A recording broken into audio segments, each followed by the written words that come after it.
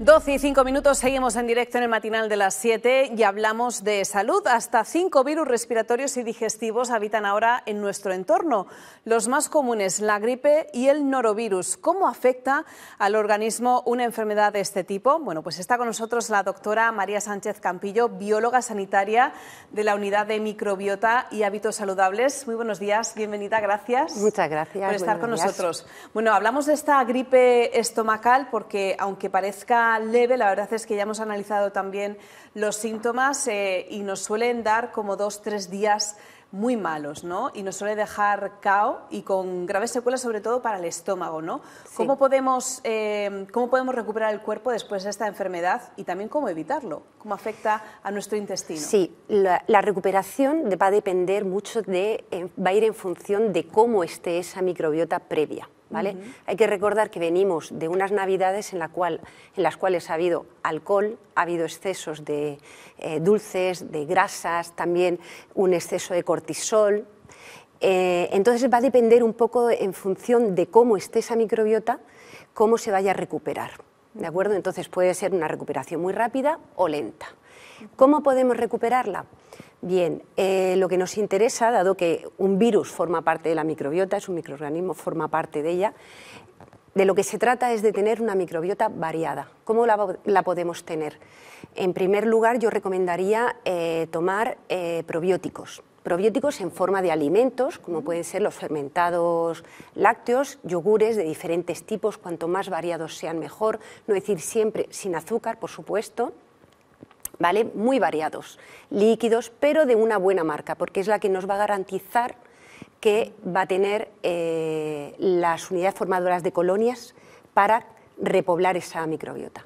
Luego hay que darles de comer a esa microbiota. ¿Qué les gusta a ellas? Pues les gusta la fibra, los antioxidantes, es decir, la fruta, la verdura, todo lo que tenga color, también puede ser la cúrcuma, todo lo que tenga color le gusta a nuestra microbiota comerla. Y luego también el control del estrés. Una de las formas que tenemos de controlar ese estrés sería, pues, por ejemplo, con actividad física. ¿De acuerdo? Con una actividad física que nos guste. Porque no se trata de hacer una actividad física que odiemos y que nos vaya a producir todavía más cortisol.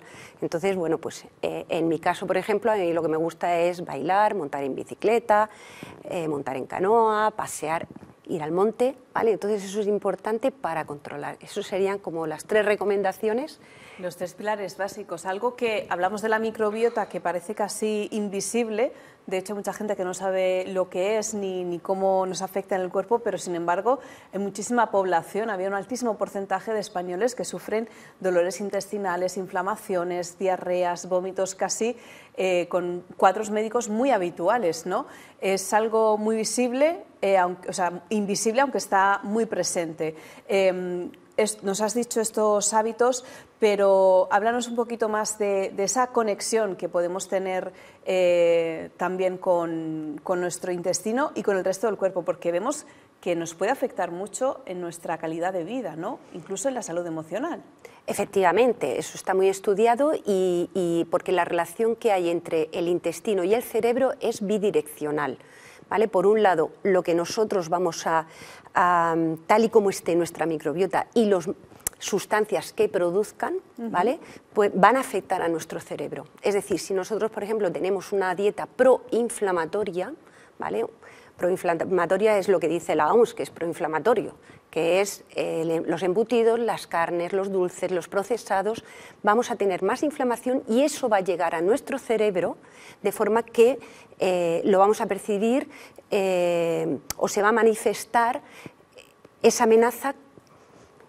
Se va a manifestar o con depresión o con ansiedad, etc. Y a su vez, cuando hay esa ansiedad, se va a producir un cortisol que va a afectar también a la microbiota y a la permeabilidad intestinal, ¿vale? Entonces, si nosotros queremos regular eso, podemos regular nuestra microbiota y tenemos que regular también los factores externos, cómo los controlamos. Por eso estaba hablando también de ese control del estrés, porque todo va unido. O sea, no podemos trabajar por apartados.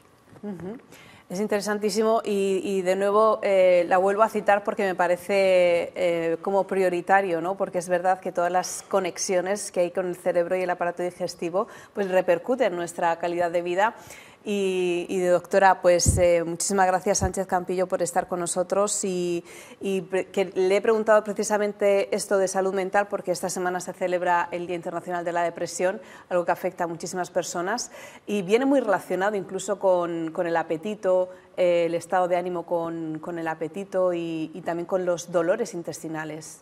Efectivamente, el apetito además es algo que también pueden controlar las mismas bacterias, o bien induciendo más apetito, hay personas que cuando están con ansiedad comen mucho, o bien produciendo un efecto contrario.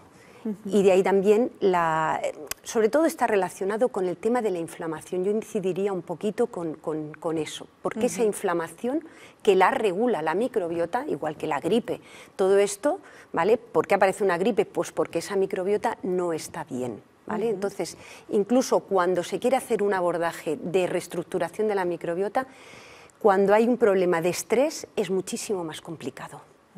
¿Vale? Entonces, eso nos tenemos que poner en sus manos. Muchísimas gracias, doctora. Muchas un placer. gracias.